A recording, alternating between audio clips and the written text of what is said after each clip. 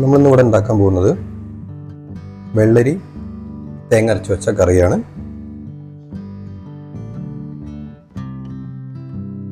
ഒരു ചെറിയ സവാള, ഒരു തക്കാളി, 3 പച്ചമുളക്, 2 അല്ലി വെളുത്തുള്ളി, ഒരു ചെറിയ വെള്ളരി ചെറിയ പീസായിട്ട് മുറിച്ചെടുത്തുള്ളത്, കറിവേപ്പില, അരമുറി തേങ്ങ, കുറച്ച് തൈര്, പുളിയില്ലാത്ത തൈരാണ്.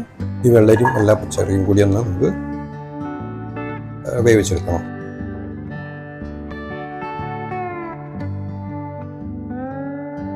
കുറച്ച് മഞ്ഞൾപ്പൊടി,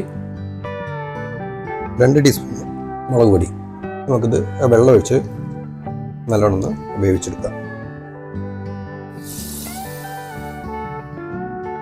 നമുക്ക് തേങ്ങ ഒന്ന് കുറച്ച് നല്ല ജീരകം ഇട്ടിട്ട് നമുക്കൊന്ന് പേസ്റ്റാക്കി അടിച്ചെടുക്കണം.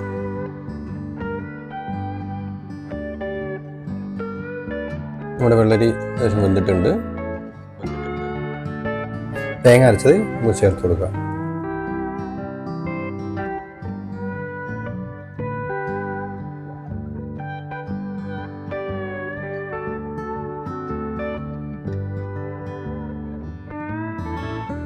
ഈ തേങ്ങയുടെ കൂടെ നമ്മൾ തൈരും കൂടി മിക്സ് ചെയ്തിട്ടാണ് കേട്ടോ ഒഴിച്ചിട്ടുള്ളത്. തൈര് ഒരു 3/4 കപ്പ് ഒഴിച്ചിട്ടുള്ളൂ.